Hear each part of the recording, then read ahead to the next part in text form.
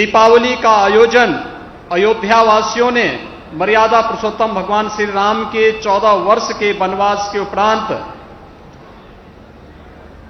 जिस उत्साह और उमंग के साथ आयोजित किया था और पूरे देश का एक महान पर्व दीपावली के रूप में वह प्रसिद्ध हुआ।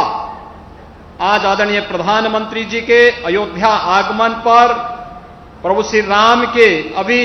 यहां पर अभिषेक के कार्यक्रम के साथ जुड़ने के इस आयोजन के साथ मैं अयोध्यापुरी की ओर से, उत्तर प्रदेश वासियों की ओर से आदरणीय प्रधानमंत्री जी का आज के इस आयोजन में हृदय से स्वागत करता हूं, अभिनंदन करता हूं।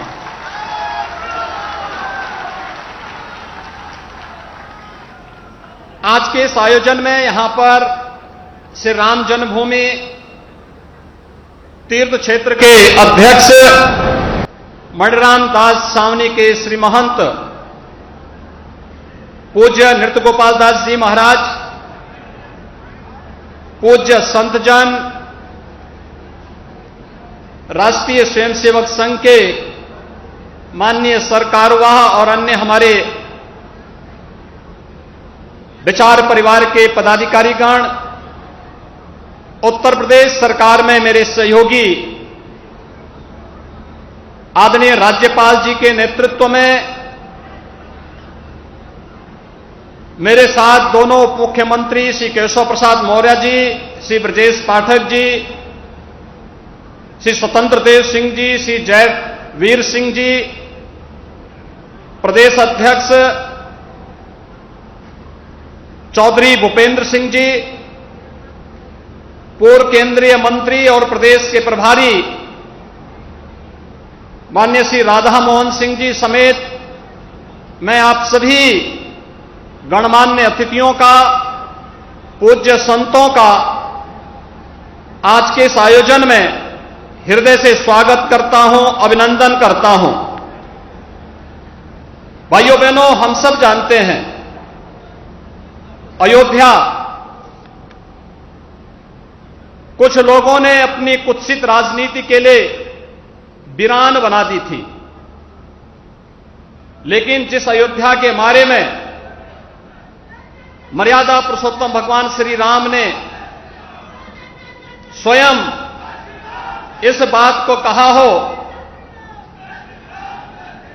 कि जन्मभूमि मम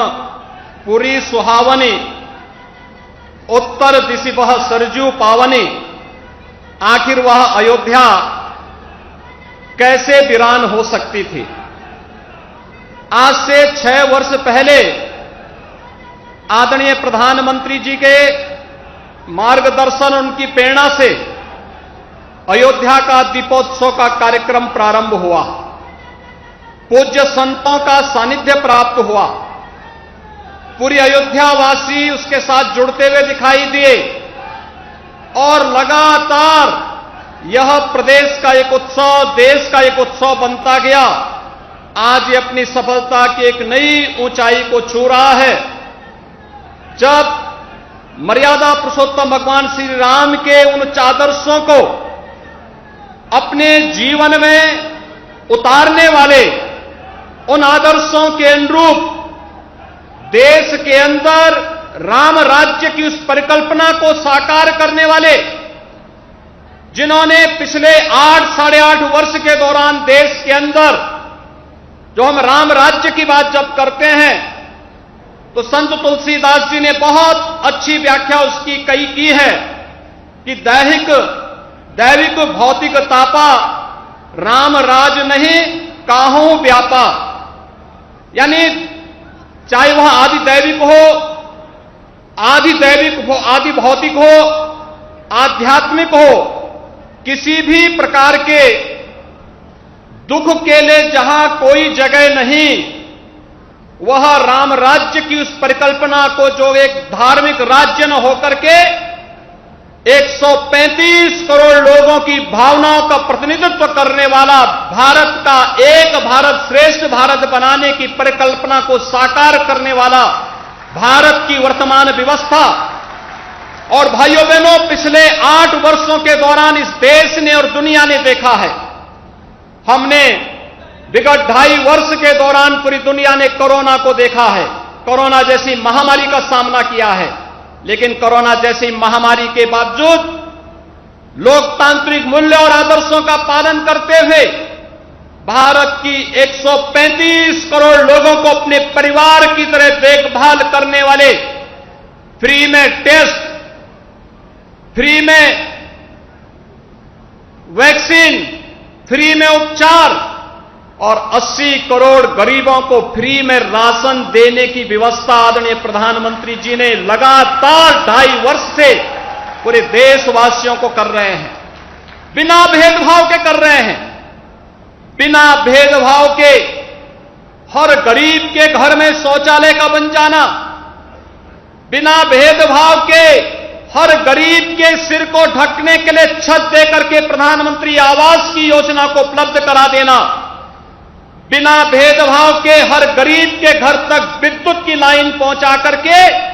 उन्हें प्रधानमंत्री सौभाग्य योजना में फ्री में विद्युत के कनेक्शन उपलब्ध करवाने का कार्य हो, या फिर हर गरीब को आयुष्मान बनने के लिए फ्री में 5 लाख रुपए की स्वास्थ्य बीमा का कवर देने का कार्य हो। आपने देखा होगा कल ही 10 लाख युवाओं को नौकरी देने के लिए प्रधानमंत्री जी ने मिशन रोजगार के तहत 1 वर्ष के अंदर 10 लाख नौजवानों को नौकरी देने के एक नए कार्यक्रम को आगे बढ़ाया, और इससे पहले 10 लाख नौजवानों को अग्निवीर के रूप में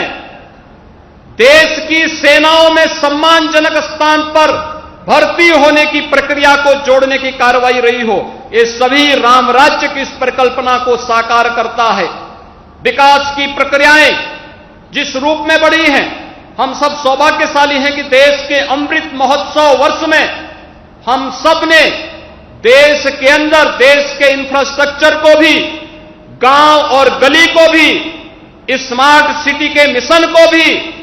और आदर्श गांवों की परिकल्पना को साकार होते हुए हम सब देख रहे हैं। और यही नहीं, गुलामी के अंश से मुक्ति हो लेकिन विरासत का सम्मान हो। विरासत का ही सम्मान है अयोध्या में भगवान श्री राम के भव्य मंदिर के निर्माण का एक कार्यक्रम। विरासत का ही सम्मान है काशी में भगवान विश्वनाथ का भव्य धाम बन जाना, और जो आज एक नया कीर्तिमान स्थापित कर रहा है। अभी आपने परसों देखा होगा, आदरणीय प्रधानमंत्री जी स्वयं केदारपुरी गए थे, बद्रीनाथ धाम गए थे। उत्तराखंड के 4 धामों के पुनरुद्धार की कार्रवाई किस रूप में हो रही है, यह गौरव की अनुभूति हर भारतवासी को कराता है। और महाकाल का वह काल लोक भी हर व्यक्ति को अपनी ओर अभिभूत कर देता है। यही तो है विरासत का सम्मान। योग की परंपरा को वैश्विक मंच पर स्थान देना हो, या फिर